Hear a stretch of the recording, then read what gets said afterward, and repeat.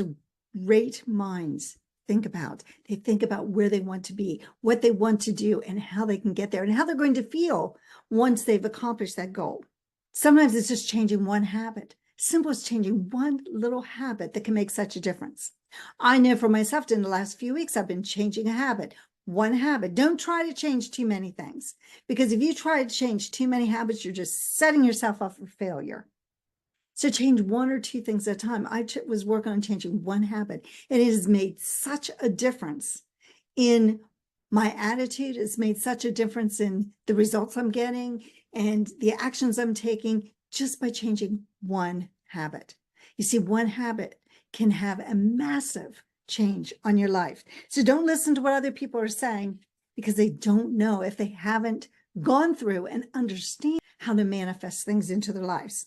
So there's no reason why everybody can be financially successful within a reasonable period of time. I'm not talking about overnight. You know, it took my clients 6 years to go from 180 to 2 million or 10 million. It took my son 6 years to go from telling me he was getting a scholarship to getting a scholarship. Some of the other stories I've told about winning a diamond ring, it took 4 months. You know, so time it depends on what you're going after. And there's going to be stepping stones along the way. There always are. But it's the action that you keep going and understanding and having the awareness. You know, most people are not aware. And if you don't study this and you don't work with somebody, you many times don't develop the awareness that you need in order to accomplish your goal. You have to develop what is needed inside of you first. See, often we think, oh, well, I'll do this once I reach this, or I'll do this once I get that goal. No, that's backwards. You have to do and become the person first, and then you start to get the goal. It's always about who you are first. If it wasn't, here's what would happen. You'd accomplish that goal, and then you just kind of slide back. No, you see, you have to become that person first. And you know, it's such a beautiful thing when you see people changing in front of your eyes. You see how they've developed the confidence they need. You see how they've changed themselves and become the person they need to be. And it's just a beautiful thing. So all knowledge that ever was or ever will be is evenly present at this time.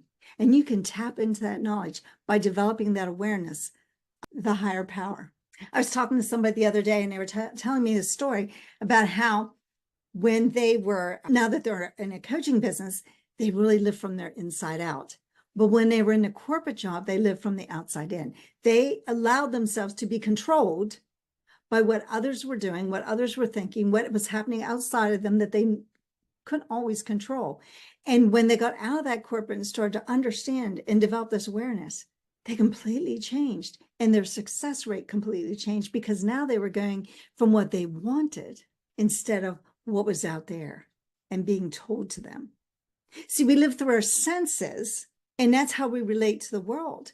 But those senses are just ways that we can start to discover who we are, because we have these 6 intellectual faculties inside of us.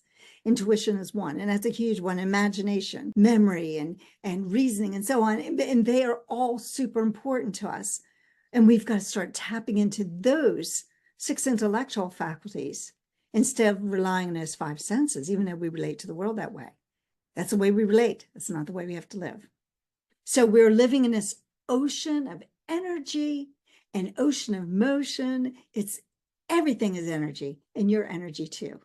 And so you're connecting through your energy. So the body and the mind, you have to get them to prosper or to vibrate at the same level, so that you're actually going to the actions that you need to do in order to accomplish what the goal is in the mind.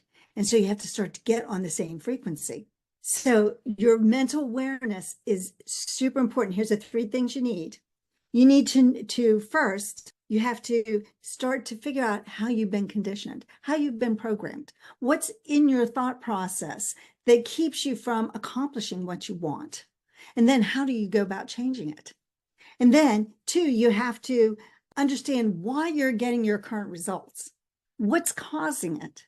And then 3, what you need to do to change it, you have to reprogram your thinking. You have to start a different idea, different repetition, because everything's repetition.